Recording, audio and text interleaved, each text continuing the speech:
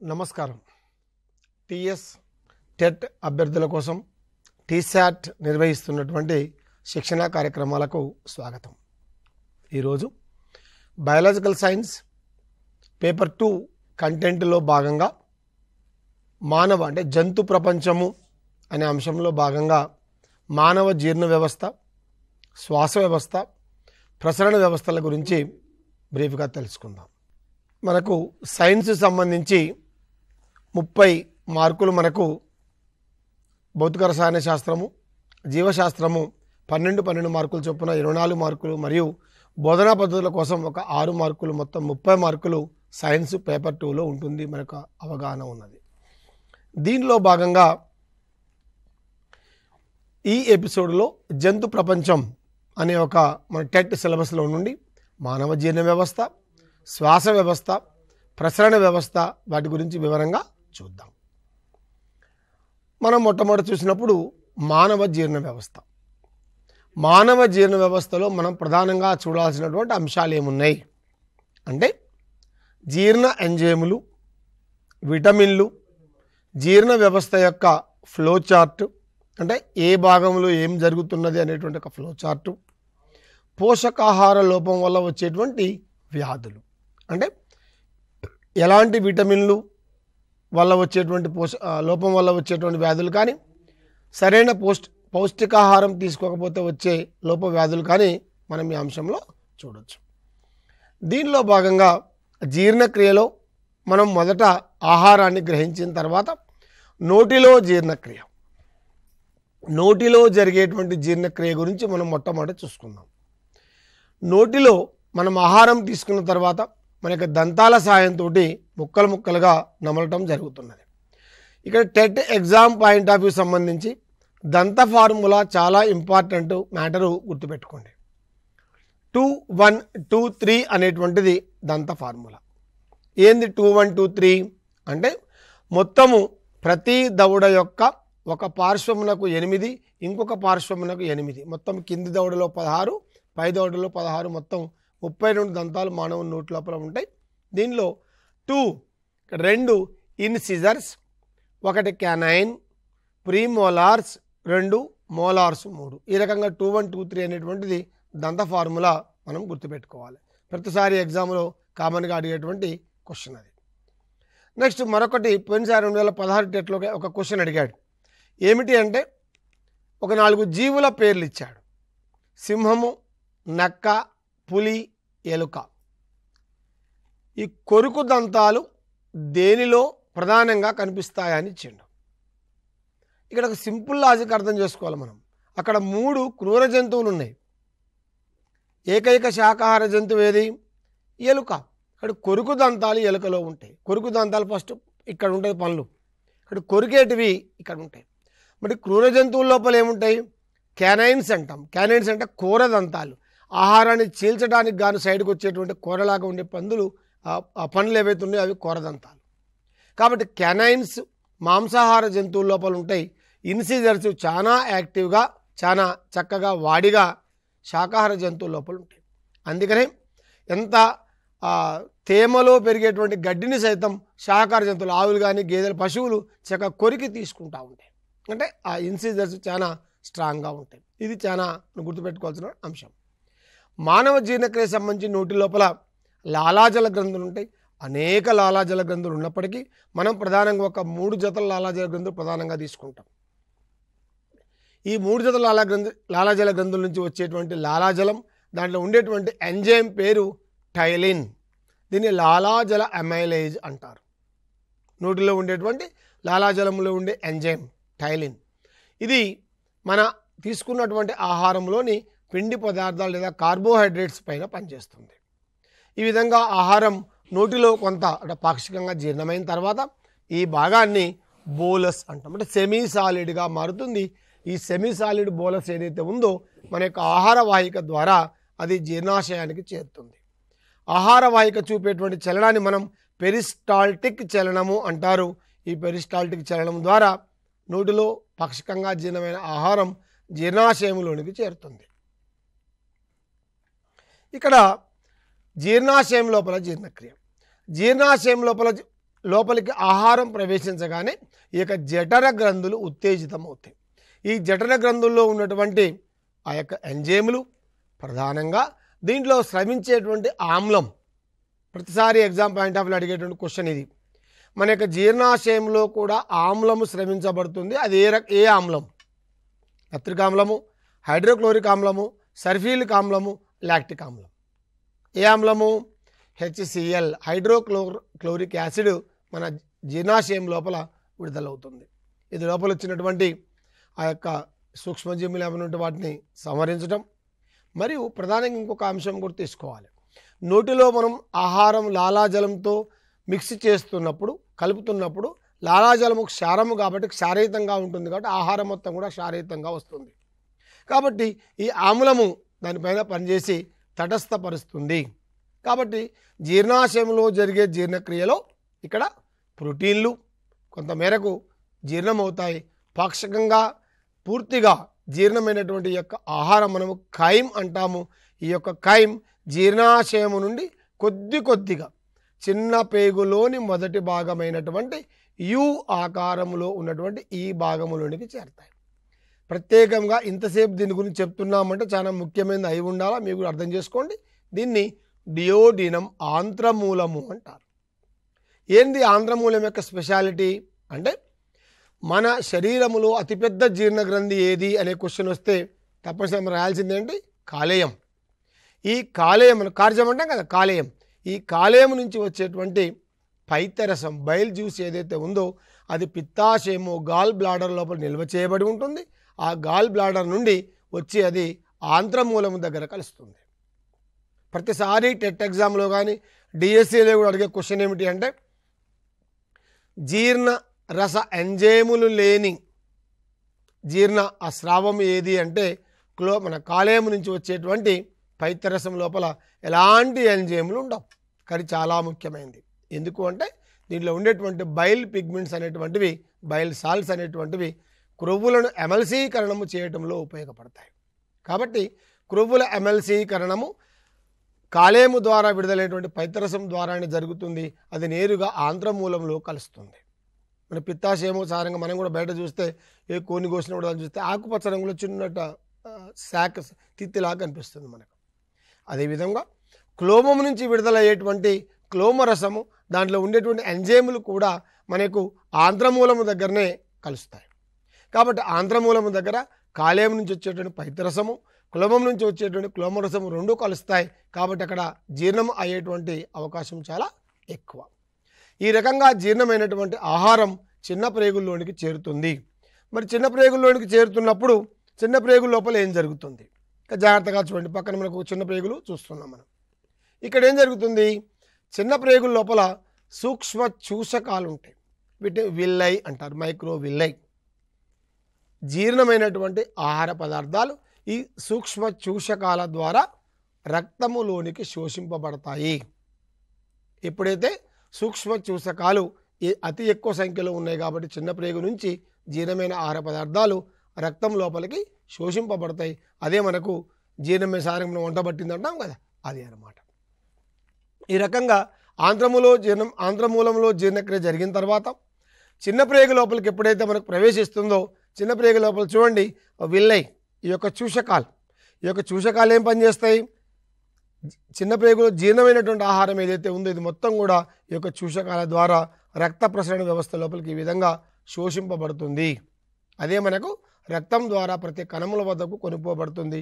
మనకు శక్తినిచ్చేటువంటిది ఇది అన్నమాట. నెక్స్ట్ మనకు ఇక్కడ వచ్చేటువంటి జీర్ణ ఎంజైములు ఒక్కసారి చూద్దాం. ఎక్కడెక్కడ ఏ గ్రంథులు ఉన్నాయి, ఏ గ్రంథుల నుంచి ఏ జీర్ణ రసాలు వస్తున్నాయి, దాంట్లో ఏ ఎంజైమ్స్ ఉన్నాయో ఒక్కసారి జాగ్రత్తగా చూడండి. టైలిన్ అనేటువంటి ఎంజైమ్, ఈ ఎంజైమ్ ఎక్కడుంది? లాలాజల గ్రంథుల నుంచి విడుదలయ్యేటువంటి లాలాజలములో వస్తుంది. దీని మీద పనిచేస్తుంది, కార్బోహైడ్రేట్స్ మీద పనిచేస్తుంది. వీటిని మాల్టోజులుగా మారుస్తుంది. అదే రకంగా పెప్సిన్, ఇది ఎక్కడొస్తుంది? జీర్ణాశయం ఏదైతే మనం జఠర గ్రంథులు అనుకున్నామో ఆ జఠర గ్రంథుల నుంచి విడుదలవుతుంది. దానిపై జఠర రసము అంటాము. ఇది ప్రోటీన్ల పైన పనిచేసి పెప్టోన్లుగా మారుస్తుంది. తర్వాత ఇదే కాలేయం నుంచి విడుదలయ్యేటువంటి పైత్య రసం, దీంట్లో ఎలాంటి ఎంజైములు ఉండవు. బాగా గుర్తుపెట్టుకోండి, ఎంజైములు లేని జీర్ణరసం మన శరీరం మొత్తం మీద ఇది ఒక్కటే.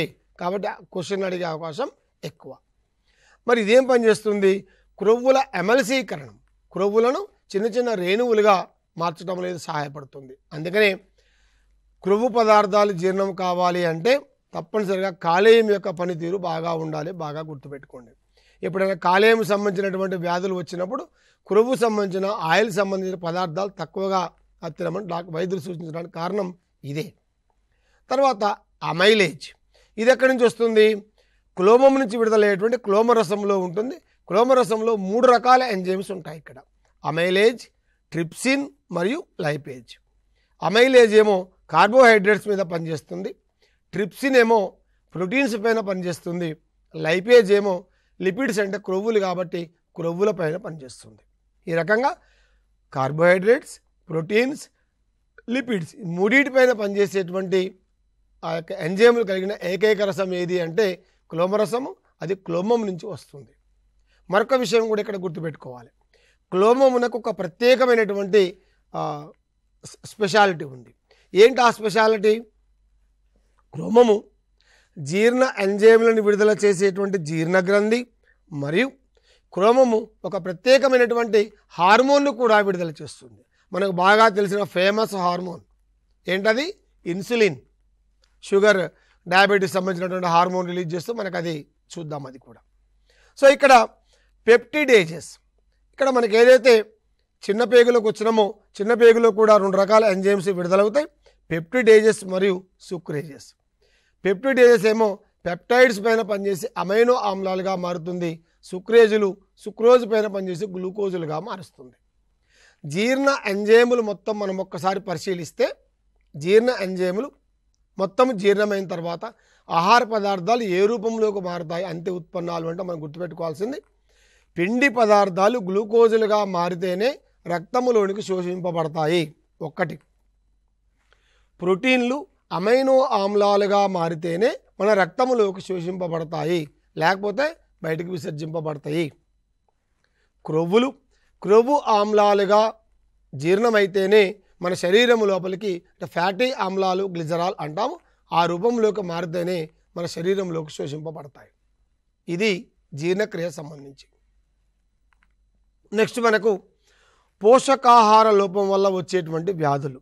సాధారణంగా మన సిలబస్లో ఒక 2 పోషకాహార లోపం వల్ల వచ్చేటువంటి వ్యాధులు అప్ టు 10th క్లాస్ వరకు ఇవ్వడం జరిగింది. మీరు టెట్ అభ్యర్థులు ప్రధానంగా up to 10th class text book పైన ప్రధానంగా దృష్టి కేంద్రీకరించండి. బియాండ్ ద టాపిక్స్ మనకు ఈ బేసిక్స్ మీద సాధారణంగా అడుగుతూ వచ్చాడు ఇంతవరకు కూడా.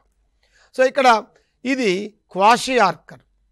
క్వాషియార్కర్లో పిల్లలు చూడండి, పోషకాహార లోపం వల్ల సరైనటువంటి ప్రోటీన్స్ ఆహారం లేకపోవటం వల్ల ఏమవుతుంది? ప్రోటీన్స్ బాడీ బిల్డింగ్ లోపల ఉపయోగపడతాయి. సరైన ప్రోటీన్ లేకపోవటం వల్ల ఆ ప్రోటీన్ భాగంలోకి నీరు చేరడం వల్ల శరీరం ఉబ్బింది. మనం ఏమనుకుంటున్నాం? పిల్లవాడు బాగా ఉబ్బి ఉన్నాడు కదా అనుకుంటున్నాం, అది ఉబ్బది అంటే నీరు చేరడం వల్ల ఉబ్బి ఉన్నాడు, ప్రోటీన్ లోపం వల్ల వచ్చేటువంటి వ్యాధి ఇది. రెండవది మెరాస్మస్. మెరాస్మస్ అనేటువంటిది ప్రోటీన్లు మరియు క్యాలరీలు ఈ రెండింటి లోపం వల్ల వచ్చేటువంటి వ్యాధి. పోయినసారి ఒక క్వశ్చన్ అడిగాడు, ప్రోటీన్ లోపం వల్ల వచ్చే వ్యాధి ఓ క్వశ్చను, ప్రోటీన్లు మరియు క్యాలరీ లోపం వల్ల వచ్చేటువంటి వ్యాధి, ఈ రెండింటి లోపం వల్ల వచ్చే వ్యాధి మెరాస్మస్. అంటే ఎలాంటి పోషకాహారం లభించని పిల్లల లోపల మెరాస్మస్ కనిపిస్తుంది. ఇంకోటి ఉంది ఇక్కడ బొమ్మలో, మరొకసారి జాగ్రత్తగా ఈ స్లైడ్ని చూడండి. ఇక్కడేముంది? ఇది ఒబేసిటీ, స్థూలకాయత్వం. అంటే పోషకాహారం తీసుకొని మనం తీసుకున్న ఆహారము మనం తీసుకున్న శక్తితో పోలిస్తే మన యొక్క యాక్టివిటీస్, చర్యలు, జీవక్రియలు తక్కువగా ఉన్నప్పుడు ఈ రకంగా స్థూలకాయత్వం రావడానికి అవకాశం ఉంది. అది కూడా ఒక రకమైనటువంటి పోషకాహార సమస్యే. ఈ 3 మనకు ఉన్నటువంటి ఇష్యూస్. నెక్స్ట్ మనం ఒకసారి జాగ్రత్తగా పరిశీలిస్తే ఇవి విటమిన్లు. విటమిన్ల పట్టికను మనం జాగ్రత్తగా పరిశీలిస్తే మనం విటమిన్ల యొక్క వర్గీకరణ కూడా చూద్దాం. ఇది ఫోలిక్ యాసిడ్, ఇది లోపిస్తే ఎనీమియా, రక్తహీనత అంటాం. దీనికి సంబంధించినటువంటి మనకు లోప వ్యాధులు ఇక్కడ కనిపిస్తున్నాయి. అదేవిధంగా ప్యాంటోథెనిక్ ఆమ్లము, ఇది విటమిన్ బి కాంప్లెక్స్లో భాగంగా వస్తుంది. అరికాళ్ళ మంటలు, బర్నింగ్ ఫీట్ అంటాం. విటమిన్ హెచ్ బయోటిన్ అంటాము. ఇది నాడీ సంబంధ సమస్యలు వస్తాయి దీనివల్ల. థైమిన్, దీనిని విటమిన్ B1 అంటాం. థైమిన్, ఈ విటమిన్ B1 లోపిస్తే బెరిబెరీ అనేటువంటి ఒక వ్యాధి వస్తుంది. అంటే వాంతులు, మూర్ఛ, ఆకలి లేకపోవటం. అది ఏమంటే మనకు బి కాంప్లెక్స్ టాబ్లెట్స్ ఇవి తీసుకుంటారు. నెక్స్ట్ రిబోఫ్లవిన్, నోటిపూత అంటాం, గ్లాసైటిస్, నోటిపూత, ఈ పెదాలు పగలటం, ఏమంటే మనకు vitamin B2 B complex tablets తీసుకుంటాం. నెక్స్ట్ నియాసిన్, విటమిన్ B3, ఇది లోపిస్తే మనకు పెల్లగ్రా అనేటువంటి వ్యాధి వస్తుంది. పైరిడాక్సిన్ B4, ఇది లోపిస్తే ఎనీమియా, రక్తహీనత కలుగుతుంది. విటమిన్ B12 సైనోకోబాలమైన్, ఇది లోపిస్తే అనీమియా మరియు పెర్నీషియస్ అనేటువంటి వ్యాధులు రావడానికి అవకాశం ఉంది. విటమిన్స్ ఒక ప్రధానమైనటువంటి అంశం. మనకు సాధారణంగా A, B, C, D, E, K అనేటువంటి విటమిన్స్ ఉంటాయి. మనం ఒక్కొక్కటి జాగ్రత్తగా చూద్దాం. విటమిన్ ఇక్కడ B1 థయామిన్, అది లోపిస్తే వచ్చేటువంటి వ్యాధి బెరిబెరీ. B2 రిబోఫ్లావిన్, అది లోపిస్తే వచ్చేటువంటి వ్యాధి గ్లాసైటిస్. B3 నియాసిన్, అది లోపిస్తే వచ్చే వ్యాధి పెల్లగ్రా. పైరిడాక్సిన్, అది లోపిస్తే వచ్చేటువంటి వ్యాధి రక్తహీనత, ఎనీమియా. సైనోకోబాలమైన్ విటమిన్ B12 అంటాం, అది లోపిస్తే వచ్చే వ్యాధి పెర్నీషియస్ అనీమియా. అదేవిధంగా మనకు ఫోలిక్ ఆమ్లము, అది లోపిస్తే వచ్చే వ్యాధి కూడా అనీమియా, రక్తహీనత అంటాం. ప్యాంటోథనిక్ ఆమ్లము, అది లోపిస్తే వచ్చేటువంటి వ్యాధి బర్నింగ్ ఫీట్, అరికాళ్ళు మంటలు పుడితే వచ్చేటువంటి వ్యాధి అంటాం. బయోటిన్, విటమిన్ హెచ్ కూడా అని పిలుస్తారు. నాడీ సంబంధ సమస్యలు దీనివల్ల వస్తాయి.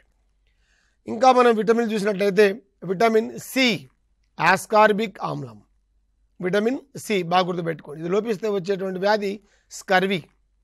అంటే త్వరగా గాయాలు మానాలంటే ఆపరేషన్లు జరిగినప్పుడు సాధారణంగా డాక్టర్లు విటమిన్ సి టాబ్లెట్స్ కూడా ఇస్తూ ఉంటారు. అంటే త్వరగా గాయాలు మానడానికి విటమిన్ సి ఉపయోగపడుతుంది.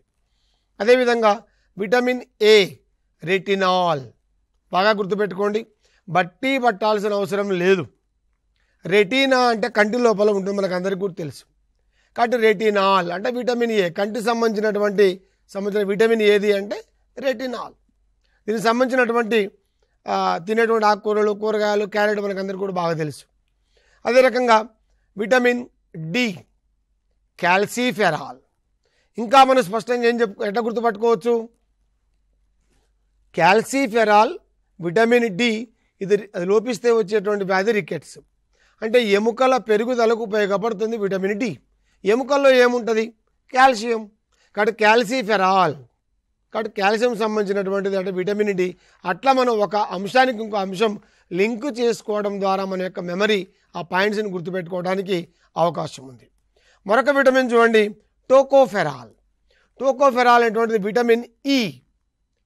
విటమిన్ ఈ సంతానోత్పత్తి సమస్యలు అంటే పురుషులలో కానీ స్త్రీలలో కానీ వంధ్యత్వ నిర్మూలనకు ఈ యొక్క విటమిన్ పనిచేస్తుంది. అంటే ఫెర్టిలిటీ సమస్యలు రాకుండా ఈ యొక్క విటమిన్ తోడ్పడుతుంది. పోయినసారి ఒక ఎగ్జామ్లో ఒక క్వశ్చన్ ఇచ్చాడు. ఒక వ్యక్తి అంటే పిల్లలు పుట్టకపోవడం అనే సమస్యతో బాధపడుతూ ఉన్నారు.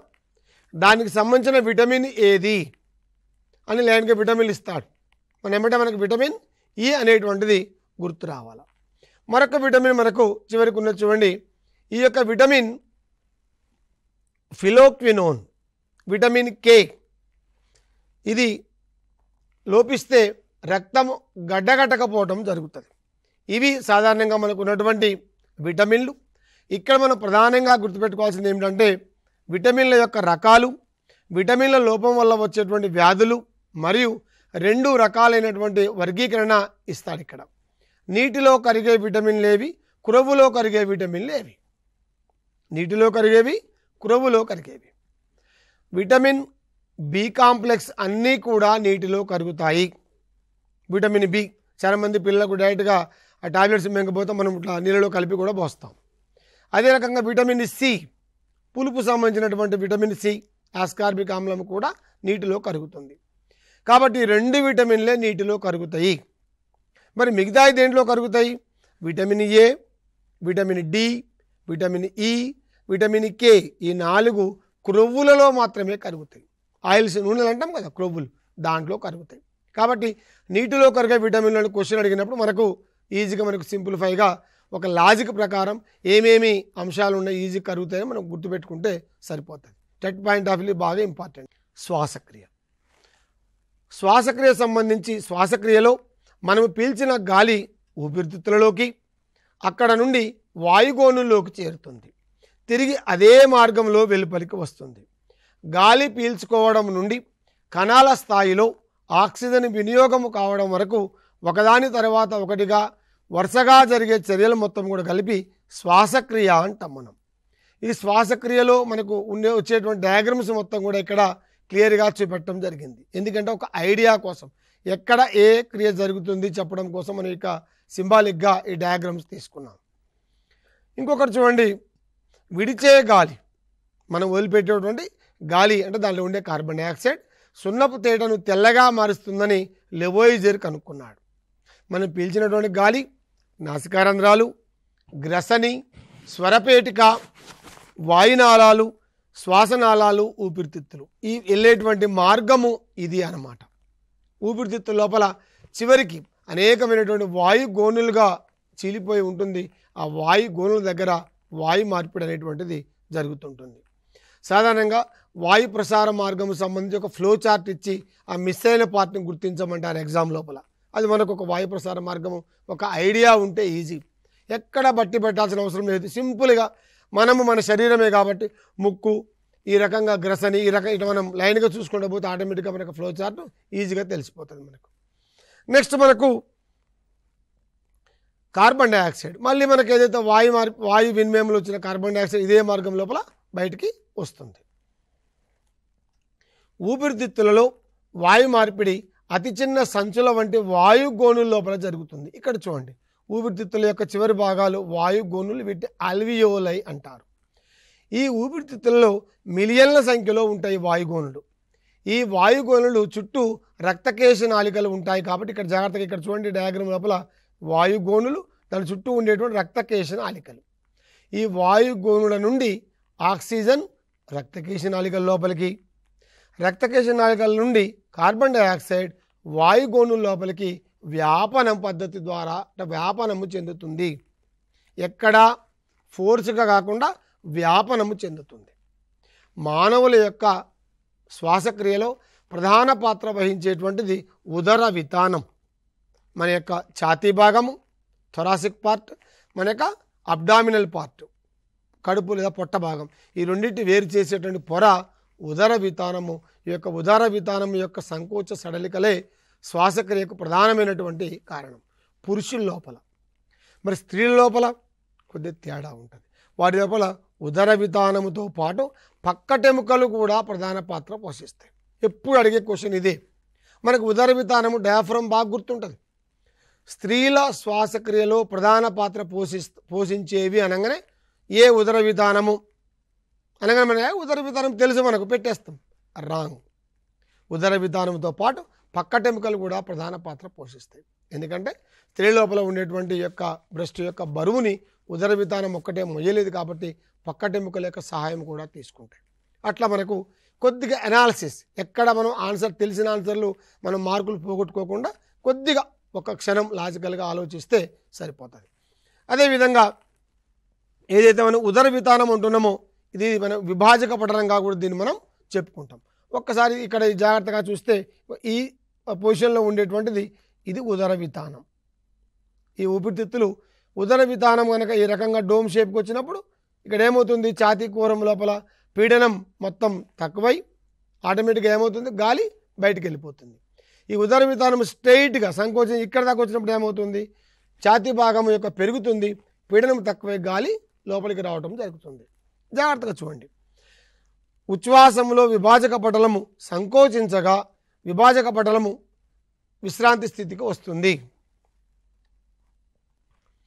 పీల్చే గాలి నాలికా కూరంలో వాయునాళంలో వడబోయబడుతుంది.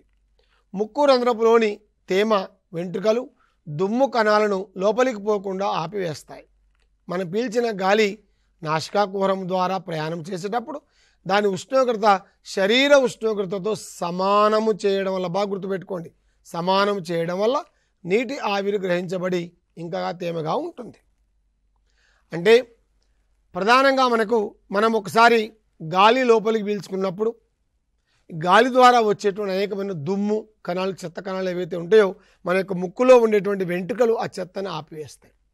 ముక్కు లోపల ఉండేటువంటి శ్లేష్మ స్తరమునకు సన్నని దుమ్మెమన ఉంటే అంటుకుంటుంది. మరియు శ్లేష్మ స్తరము ఈ యొక్క నాసికా రంధ్రాలు అక్కడ ఏం చేస్తాయంటే నాసికా కుహరం లోపల శరీర ఉష్ణోగ్రతతో సమానంగా చేస్తుంది గాలిని. అందుకనే మనం బయట పీల్చేటువంటి వేడి గాలి, చలిగాలి అన్నీ లోపల వేటప్పటికి సమానమైన శరీర ఉష్ణోగ్రతతో సమానమయ్యేలాగా చేస్తాయి అన్నమాట. అది మన శ్వాస వ్యవస్థలో ఉన్నటువంటి గొప్పతనం. మరొకసారి చూడండి, గ్రసని శ్వాస మరియు జీర్ణ వ్యవస్థకు ఒకే మార్గంగా పనిచేస్తుంది. ఇక్కడ ఉండేటువంటి గ్రసని మార్గం జాగ్రత్తగా చూడండి. ఈ గ్రసని లోపల ఎపిగ్లాటిస్ ఉంటుంది. జీవిక ఉపజీవిక అంటాం కదా, మనం కొన్నాళ్ళకి లెక్క చెప్తుంటాం. ఈ ఎపిగ్లాటిస్ ఏం పని చేస్తుంటుంది? మనము మాట్లాడుతున్నప్పుడు ఆటోమేటిక్గా గాలి బయటికి వెళ్ళాలి కాబట్టి ఇది ఆహార నాళాన్ని మూసివేస్తుంది. మనం మింగుతున్నప్పుడు ఏం జరుగుతుంది? ఆటోమేటిక్గా ఆ క్షణం మన గాలి నిశ్వాసాలు బయటికి రాకుండా ఆపివేస్తుంది. అంటే మనం భోజనం చేస్తున్నప్పుడేమో వాయునాళాన్ని మూసివేస్తుంది మింగుతున్నప్పుడు, మనం మాట్లాడుతూ ఉన్నప్పుడు ఆహార నాళాన్ని మూసివేస్తుంది. ఒకటే ఈ రకంగా సిగ్నలింగ్ సిస్టమ్ లాగా పనిచేస్తుంటుంది. అప్పుడప్పుడు ఏమవుతుంది? మాట్లాడుకుంటూ మాట్లాడుకుంటూ తింటున్నప్పుడు ఒకటి రెండు ఆహారం మెతుకులు శ్వాసనాళములోకి పోబోతాయి. వెంటనే ఆ యొక్క శ్వాసనాళము ఉత్తేజితమై ఒక పెద్ద ఎక్కువ ఫోర్స్ తోటి ఆ ఆహారం మెతుకుల్ని బయటికి తన్నివేస్తాయి, ఒక ఫోర్స్తో బయటకు వచ్చేస్తాయి. అంటే శ్వాస వ్యవస్థ ప్రేరేపితమై ఏమాత్రము లోపలికి కూడా పోకుండా మనల్ని కాపాడుతుందన్నమాట. సో ఇక్కడ స్వరపేటికలో ఉండే స్వరతంత్రులు ఊపిరితిత్తుల నుండి వెలుపలికి వచ్చే గాలికి కంపిస్తాయి. తద్వారా మనం మాట్లాడటం, పాటలు పాడటం చేయగలుగుతున్నాం. ఒక్కసారి ఇక్కడ జాగ్రత్తగా చూడండి. ఈ భాగంలో ఉండేటువంటి శ్వాసనాళము లోపల సి ఆకార ఉంగరాలు ఉంటాయి. మృదులాస్థి నిర్మిత ఉంగరాలు అంటారు దీన్ని. ఇక్కడ ఏమవుతుంది అంటే చలి గాలికి ఈ యొక్క శ్వాసనాళము మూసుకొని పోకుండా ఈ భాగం లోపల ఉంటుంది. ఇదే మనకు స్వరపేటిక. మనం ఏం మాట్లాడినా కూడా ఇక్కడ వైబ్రేషన్స్, కంపనం వస్తుంది.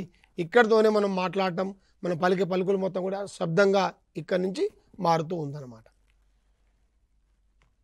సో మనకు నెక్స్ట్ కనుక చూసినట్లయితే వాయునాళము శ్వాసనాళంగాను, అది చిన్న చిన్న వాయుగోణులుగాను విడిపోతుంది. అతి చిన్న పరిమాణంలో ఉండే వాయుగోణుల నుండి రక్తనాళాల నుండి రక్తంలోనికి వాయు వినిమయం జరుగుతుంది. వాయు సహిత శ్వాసక్రియలో అధిక పరిమాణంలో శక్తి విడుదల కావడంతో పాటు నీరు, కార్బన్ డైఆక్సైడ్ వెలువడతాయి. ఇక్కడ ఒక అంశం జాగ్రత్తగా గుర్తుపెట్టుకోండి. ఏంటి అంశము? శ్వాసక్రియ అంశానికి వచ్చినప్పుడు మనం వాయు సహిత శ్వాసక్రియ, అవాయు శ్వాసక్రియ కింద రెండు రకాలుగా చెప్తాం. వాయు సహిత శ్వాసక్రియ ఆక్సిజన్ సమక్షంలో జరుగుతుంది. సంపూర్ణ ఆహార పదార్థం సంపూర్ణ ఆక్సీకరణం చెందబడుతుంది. తద్వారా ఎక్కువ శక్తి విడుదలవుతుంది. ఎక్కువ కార్బన్ డైఆక్సైడ్ అణువులు కూడా విడుదలవుతాయి. అంటే 38 ఏటీపీ అణువులతో పాటు 6 కార్బన్ డైఆక్సైడ్ అణువులు విడుదలవుతాయి. అదే అవాయు శ్వాసక్రియలు అయితే 2 ఈథైల్ ఆల్కహాల్ అణువులు, 2 కార్బన్ డైఆక్సైడ్ అణువులు, అదేవిధంగా 2 ఏటీపీలు విడుదలవుతాయి. ఒక్కసారి ఈ యొక్క చార్ట్ను జాగ్రత్తగా పరిశీలించండి. ఇక్కడ చూడండి, ఇదే గ్లూకోజ్ 6 కర్బన అణువులు కలిగిన గ్లూకోజ్ ఏమవుతుంది? 2 పైరువిక్ ఆమ్ల అణువులుగా మారుతుంది. పైరువేట్ అంటాం. గ్లైకాలసిస్లో జరుగుతుంది. తర్వాత ఏమవుతుంది? ఆక్సిజన్ తక్కువగా ఉంటేనేమో అవాయు శ్వాసక్రియ, ఆక్సిజన్ తక్కువగా ఉన్నప్పుడు లేదా అసలు లేనప్పుడు. ఇక్కడ లాక్టోబాసిల్లస్ అనే బ్యాక్టీరియాలోనైతే లాక్టిక్ ఆమ్లము శక్తి, అది ఈస్ట్ అయితే ఇథనాల్ మరియు కార్బన్ డైఆక్సైడ్ మరియు శక్తి. బాగా గుర్తుపెట్టుకోండి, మన ఇంట్లో వాడేటువంటి ఆహార పదార్థాలు దోశ, ఇడ్లీ పిండి, ఈ బేకరీలో వాడేది ఈస్ట్. అదేమవుతుంది? కార్బన్ డైఆక్సైడ్ విడుదలవుతుంది కాబట్టి పొంగుతుంది, ఇట్లా మనం బేకరీలో ఉబ్బుతుంది. అందుకనే అదే మనకు లాక్టోబాసిల్లస్లో అయితే లాక్టిక్ యాసిడ్ వస్తుంది, దాంట్లో కార్బన్ డైఆక్సైడ్ రిలీజ్ కాదు. అట్లనమాట. కాబట్టి మరొకసారి ఇక్కడ జాగ్రత్తగా చూడండి. వాయు సహిత శ్వాసక్రియ ఆమ్లజని సమక్షంలో జరుగుతుంది. అంటే ఆక్సిజన్, కార్బన్ డైఆక్సైడ్, నీరు, శక్తి విడుదలవుతుంది. ఆహార పదార్థము సంపూర్ణ ఆక్సీకరణ చెందుతుంది. మొక్కలు, ఇతర జంతువులు, మానవుల లోపల ఈ రకమైన వాయుసహిత శ్వాసక్రియ జరుగుతుంది. అదేవిధంగా మనకు ప్రసరణ సంబంధించి మానవుని లోపల ఒక ప్రధానమైనటువంటి అవయవాన్ని మనం ఇక్కడ చెప్పొచ్చు. ఏంటది? గుండె కొట్టుకోవడం ప్రారంభం. అంటే మానవుడు జీవి పుట్టుక స్టార్ట్ అయినప్పటి నుంచి ఈ యొక్క హృదయం అనేటువంటిది సంకోచ సడలికలు ప్రారంభమవుతూనే ఉంటాయి. దాన్ని గుండె కొట్టుకోవడంగా చెప్పుకుంటాం మనం మామూలు పరిభాషలో. అదే మనం సైన్స్ పరిభాషలోనైతే సిస్టోల్, డయాస్టోల్ అంటాం. ఒక సిస్టోల్, ఒక డయాస్టోల్ని కలిపి ఒక హార్దిక వలయము, ఒక కార్డియాక్ సైకిల్గా మనం చెప్పుకుంటాం. ఇన్ డీటెయిల్గా కూడా ఒక్కొక్కటి మనం చూద్దాం. ఫస్ట్ గుండె యొక్క లొకేషన్ క్వశ్చన్ అడిగే అవకాశం ఉంది. గుండె యొక్క బాహ్య నిర్మాణం లోపల మనకి ఏమేమి కనిపిస్తాయి అంటే ఒకసారి బాగా గుర్తుపెట్టుకోండి. రక్తనాళాలు మనం ఇక్కడ చూస్తాం. ఎప్పుడు అడిగే సాధారణంగా క్వశ్చను రక్తనాళాలు. ఏ రక్తనాళాలు ఉన్నాయి, ఏమేమి స్పెషాలిటీస్ ఉన్నాయి ఒకసారి జాగ్రత్తగా చూడండి. ఇక్కడ ధమనులు, సిరలు. మన గుండె నుంచి ఆమ్లజని సహిత అంటే ఆక్సిజన్ ఇక్కడ రక్తాన్ని అన్ని శరీర భాగాలకు మోసుకొని పోయేటువంటివి ధమనులు. ఒక్కటే ఒక్క ధమని మాత్రం దీంట్లో ఎక్సెప్షన్ ఉంటుంది. గుర్తుపెట్టుకుని క్వశ్చన్ అక్కడ అడుగుతాడు. సాధారణమైన వాటి గురించి అందరికీ తెలుసు. ఎక్కడ ఎక్సెప్షన్స్ ఉంటే అక్కడ అడుగుతాడు. ఏది ఎక్సెప్షన్? గుండె నుంచి ఒక పుప్పుస ధమని మాత్రం ఊపిరితిత్తులకు తీసుకొని వెళ్తుంది రక్తాన్ని. అది ఆమ్లజని రహిత రక్తం, ఆక్సిజన్ లేనటువంటి రక్తం వెళ్తుంది. అది బాగా గుర్తుపెట్టుకోండి. అదేవిధంగా సిరలు అన్ని శరీర భాగాల నుంచి ఆక్సిజన్ రహిత రక్తాన్ని తీసుకొని గుండెకు తీసుకొని వస్తాయి. ఆమ్లజని రహిత రక్తము సిరలు అన్ని శరీర భాగాల నుంచి తీసుకొని వస్తాయి. ఒక్కటి తప్ప. సిరలు కామన్ మనకు విధి తెలుసు కాబట్టి క్వశ్చన్ అక్కడ అడగడు. ఒక ప్రత్యేకమైన సిర పేరిచ్చి ఇది ఏం పని చేస్తుంది అంటాడు. అది పుప్పుస సిర. అదేం పని చేస్తుంది? ఊపిరితిత్తు నుంచి గుండెకు రక్తాన్ని తీసుకొని వస్తుంది. ఊపిరితిత్తు నుంచి ఏం రక్తం వస్తుంది గుండెకు చెప్పండి? ఆమ్లజని సహిత రక్తం వస్తుంది. ఈ రెండు ఎక్సెప్షన్స్ ఉంటాయి. ఒకటే గుర్తుపెట్టుకోండి. ఊపిరితిత్తులకు సంబంధించిన పదం ఏదైనా పుప్పుస అనే పదం యాడ్ చేయబడుతుంది. కాబట్టి పుప్పుస ధమని అంటే సాధారణ ధమనికి వ్యతిరేకమైన విధి గుర్తుపెట్టుకోండి. ధమనులు గుండె నుంచి రక్తాన్ని తీసుకొని పోతాయి. పుప్పుస ధమని మాత్రం ఆమ్లజని రహిత రక్తాన్ని తీసుకొని పోతుంది. సిరలు ఆమ్లజని రహిత రక్తం తీసుకొని వస్తాయి. పుప్పుస సిర మాత్రం ఆమ్లజని సహిత రక్తాన్ని తీసుకొని వస్తుంది. ఇది ఒక్కటే మనకు ఎక్సెప్షన్. క్వశ్చన్ కూడా అక్కడే అడుగుతాడు. ఒక్కటి. మరొకటి చూడండి. ఇక్కడ మనకు రక్తనాళాల లోపల ప్రధానంగా అప్పుడప్పుడు హార్ట్ అటాక్, మనకు ఆ పేరు చాలామందికి సుపరిచితమై ఉంటుంది. గుండెపోటు లేదా హార్ట్ అటాక్ అంటాం. ఈ గుండెపోటుకు కారణమయ్యేటువంటి ఆ యొక్క రక్తనాళాలు మనకు ఎక్కడ కనిపిస్తాయి అంటాం. సరే, కాబట్టి కరోనరీ ధమనులు అంటారు. ఒకసారి ఇక్కడ జాగ్రత్తగా చూడండి. గుండె మనకు బాహ్య నిర్మాణంలో చూసినప్పుడు ఏదైతే బయటికి కనిపిస్తూ ఉన్నాయంటే గుండె లోపల నుంచి గుండె గోడలకు రక్తాన్ని తీసుకొచ్చేటువంటి ధమనులు ఇవన్నీ కూడా కరోనరీ ధమనులు.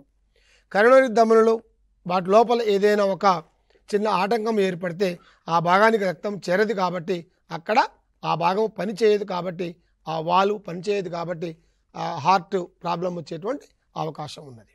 ఇది మనకి ఎగ్జామ్ పాయింట్ ఆఫ్ వ్యూలో బాగా గుర్తుపెట్టుకోవాల్సినటువంటి అంశం. మరొక అంశం ఏమున్నది అంటే ఇక్కడ జాగ్రత్తగా చూడండి. గుండెలో అడిగే క్వశ్చను కవాటాలు, గుండె గదులు. గుండె గదులు ఎన్ని ఉంటాయి, ఎక్కడెక్కడ ఉంటాయి, ఏ గది ఎలా ఉంటుంది, ఏ గది ఏం పనిచేస్తుంది? గుండెలో 4 గదులు ఉంటాయి. జాగ్రత్త చూడండి. పైన ఉన్నటువంటి 2 గదులను కర్ణికలు అంటారు. 2 కర్ణికలు, ఆరికిల్స్ లేదా యాట్రియా అంటారు ఇంగ్లీష్ లోపల. కింద ఉన్నటువంటి 2 కూడా జఠరికలు. ఇవి 2 కూడా. ఇంకా జాగ్రత్తగా చూస్తే కర్ణికల యొక్క పరిమాణం అతి చిన్నగా ఉంటుంది. ఇక్కడ పెద్దగా కనిపించే చిన్నగా ఉంటుంది. జఠరికల యొక్క పరిమాణం పెద్దదిగా ఉంటుంది. మరొక తేడా ఏమిటి? కర్ణికల జఠరికలకు తేడా, కర్ణికల యొక్క గోడలు పల్చగా ఉంటాయి, జఠరికల యొక్క గోడలు మందంగా ఉంటాయి. ఎందుకు పల్చగా, ఎందుకు మందంగా ఉంటాయో మనం ఇప్పుడు చూద్దాం. గుండె ఇక్కడ చూడండి. ఈ కుడి కర్ణిక నుంచి అన్ని భాగాల నుంచి వచ్చే రక్తము కుడి జఠరికలోకి వస్తుంది. రక్తం జస్ట్ ఈ పక్క నుంచి ఈ పక్కకు చేరుతుంది.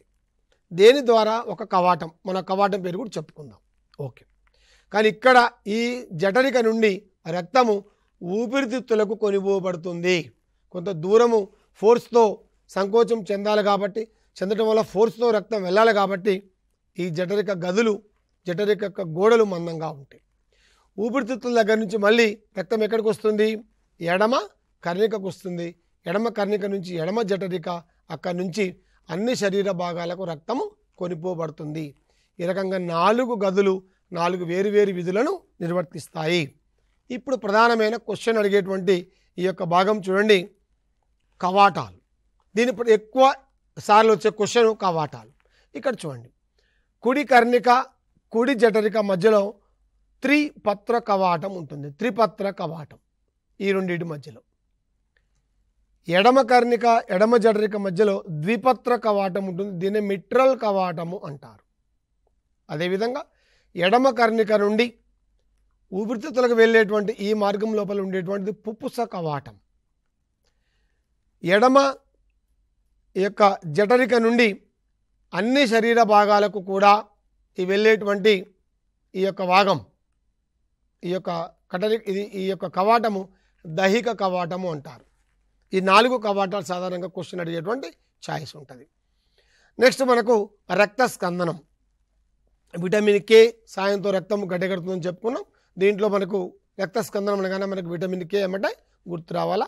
రక్త స్కందనంలో పాల్గొనేటువంటి కణాలు ప్రధానంగా అన్ని రక్త కణాలు పాల్గొన్నప్పటికీ రక్త ఫలకికలు, ప్లేట్లెట్స్ గుర్తుపెట్టుకోవాలి మనం. నెక్స్ట్ రక్త పీడనం. కాబట్టి మనకు అందరికీ తెలుసు, కానీ ఎక్కువ క్వశ్చన్లు ఇక్కడ అడుగుతుంటారు. 120/80 మనకు నార్మల్ సాధారణ రక్తపీడనం. 120/80 కంటే ఎక్కువైతే అధిక రక్తపీడనం, 120/80 కంటే తక్కువ ఉంటే అల్ప రక్తపీడనం, అంటే మనకు హైపర్ టెన్షన్గా చెప్తారు. ఈ 120 ఏంటి, 80 ఏంటి? 120ని సిస్టోలిక్ పీడనం అంటాం. ఇక్కడ టెక్నికల్ క్వశ్చన్ అడుగుతారు వాళ్ళు. ఈ 120/80లో కింది 80 దేన్ని సూచిస్తుంది అంటే అది డయాస్టోలిక్ పీడనాన్ని సూచిస్తుంది. గుండె సంకోచించినప్పుడు కొంత పీడనముతో రక్తము రక్తనాళాల్లోకి ప్రవేశిస్తుంది. దాన్ని సిస్టోల్ అంటారు. ఆ పీడనాన్ని సిస్టోలిక్ పీడనము అంటాము. అది 120. గుండె సడలిక వ్యాకోచించినప్పుడు తక్కువ పీడనంతో రక్తనాళాల్లోకి రక్తం వెళ్తుంది. దీన్ని డయాస్టోలిక్ పీడనం అంటారు. తక్కువ ఉంటుంది 80. కాబట్టి సిస్టోలిక్ పీడనము 120, డయాస్టోలిక్ పీడనం 80. ఈ రెండు మనం గుర్తుపెట్టుకోవాలి. అట్నే ఆ బీపీని కొలిసేటువంటి ఆ పరికరం పేరు కూడా స్పిగ్మో మానోమీటర్. ఆ పరికరం కూడా ఇక్కడ మన బొమ్మలో చూపడం జరిగింది. అదేవిధంగా ఏకవలయ ద్వివలయ రక్త ప్రసరణ వ్యవస్థ. సాధారణంగా మనకు మానవుల లోపల ద్వివలయ రక్త ప్రసరణ వ్యవస్థ ఉంటుంది. ఏకవలయ రక్త ప్రసరణ వ్యవస్థ నిమ్నస్థాయి జీవుల లోపల మనకు సాధారణంగా నిమ్నస్థాయి కార్డియేట్స్ లోపల కనిపిస్తుంది. ఇక్కడ ప్రధానంగా శోషరస వ్యవస్థ మరొకటి ఇంపార్టెంట్. మనం లాంగ్ జర్నీస్ బస్సులో కూర్చున్నప్పుడు మన పాదాలు వాస్తాయి, చెప్పులు పట్టవు. ఆ స్థితిని ఎడిమా అంటారు. అంటే శోషరసం అక్కడ పేరుకొని పోవడం వల్ల అటు జరుగుతుంది. మళ్ళీ ఒక 5-6 నిమిషాలు మనకు అటు నడిస్తే మళ్ళీ సెట్ అయిపోతుంది. దానికి కారణం శోషరసం. ఆ స్థితిని ఎడిమా అంటారు. ఎప్పుడు ఎక్కువ క్వశ్చన్ అడిగేటువంటి స్థితి అదనమాట. నెక్స్ట్ ఎగ్జామ్ పాయింట్ ఆఫ్ వ్యూలో కొన్ని ముఖ్యాంశాలు మనం ఇక్కడ చూద్దాం. ఒక్కసారి చూడండి. ఏరోబిక్ రెస్పిరేషన్, ఎనరోబిక్ రెస్పిరేషన్, వాయు సహిత అవాయు శ్వాసక్రియ మీద ఎన్నెన్ని ఏటీపీలు వెలువడుతూ ఉంటాయి, ఎక్కువ శక్తి దేంట్లో తక్కువ శక్తి దేంట్లో క్వశ్చన్ అడుగుతుంటారు. ఓకే. తర్వాత ఫ్యాక్టర్స్ అండ్ ప్రొడక్ట్స్, శ్వాసక్రియలో ఏమేమి పాల్గొంటాయి, ఏమేమి అంత్య ఉత్పన్నాలుగా వస్తాయి, ఇదొక క్వశ్చన్ అడుగుతుంటాడు. ఎంజైములు, గ్రంథులు అడుగుతుంటాడు.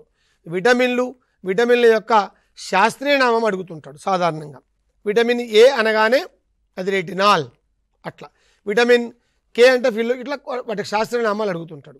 లివర్ నుంచి వచ్చేటువంటి బయల్ జ్యూస్లో ఎంజైమ్స్ ఉండవు, ఇది ఎక్కువసార్లు అడిగే క్వశ్చన్. దంత ఫార్ములా, లివింగ్ ఏ జీవుల లోపల ఏ దంతాలు బాగా ఉంటాయి, మాంసాన్ని చీల్చే జీవుల లోపల ఈ యొక్క కెనైన్స్ బాగా ఉంటాయి, ఇది గుర్తుపెట్టుకోవాలి. లాస్ట్ అండ్ ఫైనల్ ఒకటే ఒక చిన్న విషయం మీకు చెప్పదలుచుకున్నా, మానవునిలో సాధారణంగా అవాయు శ్వాసక్రియ జరగదు. అతి అరుదైన పరిస్థితుల్లో అవాయు శ్వాసక్రియ జరుగుతుంది. జరిగే ఛాయిస్ ఎక్కడ ఉంది అంటే కండర కణాల్లో జరుగుతుంది. మానవునిలో అవాయు శ్వాసక్రియ జరిగితే ఏం ఏర్పడుతుంది అంటే లాక్టిక్ ఆమ్లం ఏర్పడుతుంది. అది కండరాల నొప్పులకు కారణమవుతుంది. మనం సడన్గా పరిగెత్తినాం అనుకోండి, కండరాలు బాగా నొప్పిలేస్తాయి, అక్కడ లాక్టిక్ ఆమ్లం ఏర్పడుతుంది. తర్వాత ఆక్సిజన్ సరఫరా జరిగి లాక్టిక్ ఆమ్లం మళ్ళీ జీర్ణం అయిపోయి ఆ నొప్పి తగ్గిపోతుంది. ఇది సాధారణంగా మనకు ఈ 3 వ్యవస్థ లోపల టెట్ ఎగ్జామ్ పాయింట్ ఆఫ్ వ్యూలో అడిగేటువంటి క్వశ్చన్స్. కాబట్టి టీఎస్ టెట్ ప్రిపేర్ అయ్యేటువంటి అభ్యర్థులు సాధారణంగా వీటిని దృష్టిలో పెట్టుకుంటే సరిపోతుంది. మనం ఈ ఎపిసోడ్లో భాగంగా జంతు ప్రపంచం అనే అంశంలో భాగంగా మానవ జీర్ణ వ్యవస్థ, శ్వాస వ్యవస్థ, ప్రసరణ వ్యవస్థల గురించి తెలుసుకున్నాం. మరొక అంశంతో మళ్ళీ కలుద్దాం. నమస్కారం.